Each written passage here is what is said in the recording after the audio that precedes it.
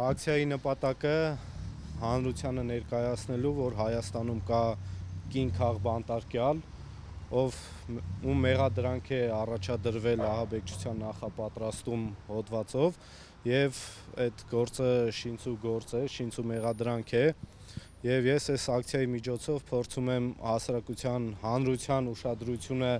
սևեռել այս խնդրին, որպեսզի հնարավորինս շուտ ազատություն լինի Լիդիա Մանթաշյանին, ինչի համար եմ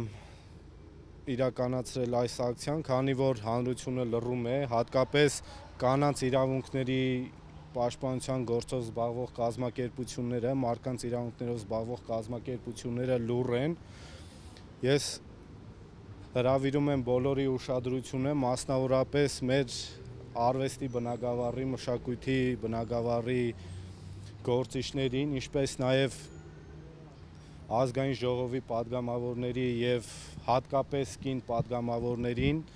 եւ նաև կին լրագրողների ուշադրությունը, որովհետեւ այս խնդրի առաջ այսօր կանգնած է Լիդիա Մանթաշյանը, հաջորդը կարող են լինել յուրաքանչյուր ոք ձեզանից ու ես իմ պաշտպանությունն ու աջակցությունն եմ ցուցաբերում մի օգուտ Լիդիա Մանթաշյանի։ Որն է ձեր օրվա կարգը, ինչ եք պատվաստում անել։ Ես իրականացնելու եմ նստացույց, կշարունակվի այնքան ժամանակ, քանի դեռ Լիդիա Մանթաշյանը գտնվում է մեկուսարանում երկաթե դռներից այն կողմ։ Ինչպես ներկայացնեցիք։ Ես Արման Պետրոսյանն եմ, մի քանի պատերազմների մասնակից, հիմա զբաղվում եմ հասարակական գործունեությամբ։ Պետրոսյան, ինչ եք կարծում, այս անգամ դատախազությունը ձեր պահանջին ընդառաջ կգա։ Դատախազությունից ես ակնկալում եմ մանաչառ աշխատանք, քանի որ հիմնավոր մեղադրանք չկա եւ դատարանի որոշում չկա, վճիռ չկա կայացրած, ես ակնկալում եմ, որ իմ հետ նաեւ շատ մարդիկ, որպեսզի Լիդիա Մանթաշյանը գտնվի ազատության մեջ, քանի դեռ վճիռ չկա կայացրած Լիդիայի հետ կապված ու դատախազության գլխավոր դատախազն էլ կին է,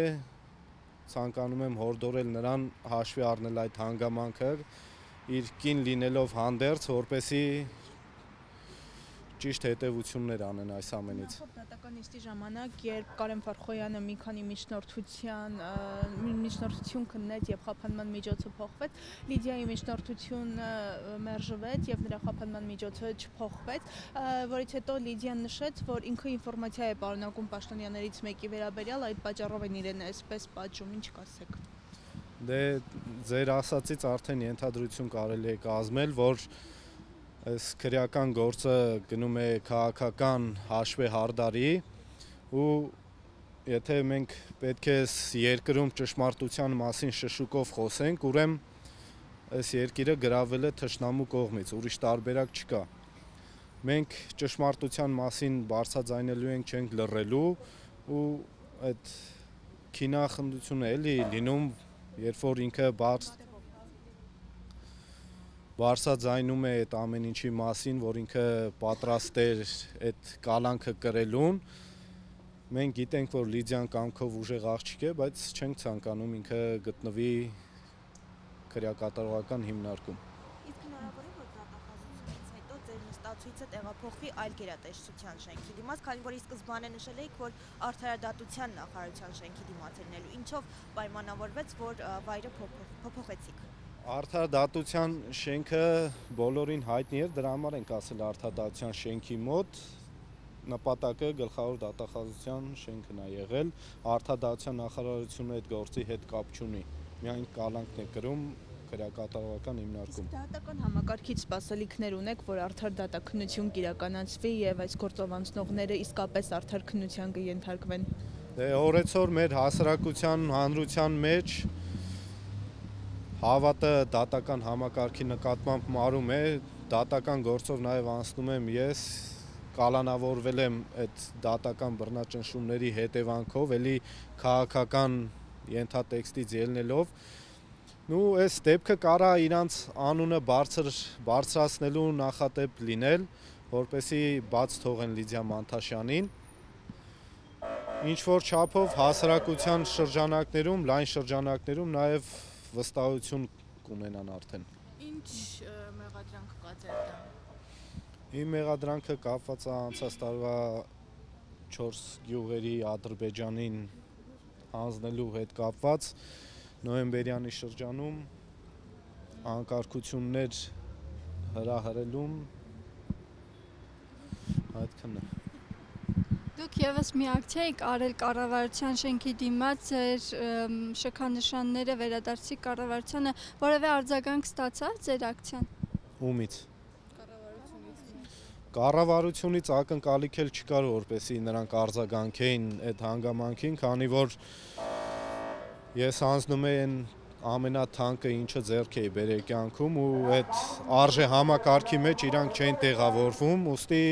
իրանցից ակնկալիք չկար որևէ բան սպասելու։ Սպասումներ ունեք հանրային աջակցությունից, մարդկանց միանալը կփոխի ինչ-որ բան, փոփոխություններ կլինի։ Միանշանակ, եթե հանրությունը իր բողոքի ձայնը բարձրացնի եւ մարդկանց քանակը շատանա, մենք կկարողանանք այդ միջոցով ճնշել թե դատական համակարգին, թե դատախազությանը, որպեսզի նրանք իրենց որոշման մեջ փոփոխություններ կատարեն։ Ինչպես տեսնում ենք, ովքեր խոսում են եկեղեցու օգնին, պաշտպանում են, նրանք հայտնվում են ճաղերի հետևում, ինչ-ինչ պատճառներով, նույնը կարելի ասել Լիդիա Մանթաշյանի հետ է կապվում։ Հանրությունը այս ամենից ինչ սպասի եւ ինչպես իր ձայնը բարձրացնի։ Տեսեք, ես առաջնորդում եմ մի տարբերակով, որ պետք է թեկուզ վախենալով մտնել պայքարի մեջ, բայց վախենալով պետք չի ապրել, քանի որ դա տանելու է ստրկության, ու ես ընտրել եմ պայքարի ճանապարհը։ Իմ պայքարը կայանում է նրանում, որ մենք պետք է մինչև վերջ հասնենք նրան, ոչ թե իշխանափոխություն իրականացնենք, այլ այդ իշխանափոխությունից հետո իրականացնենք այն, ինչը մեր երկիրը կդարձնի տարածաշրջանում գործոն եւ վերջապես դուրս կգանք այս գոյության խղճուկ պայքարի մեջից։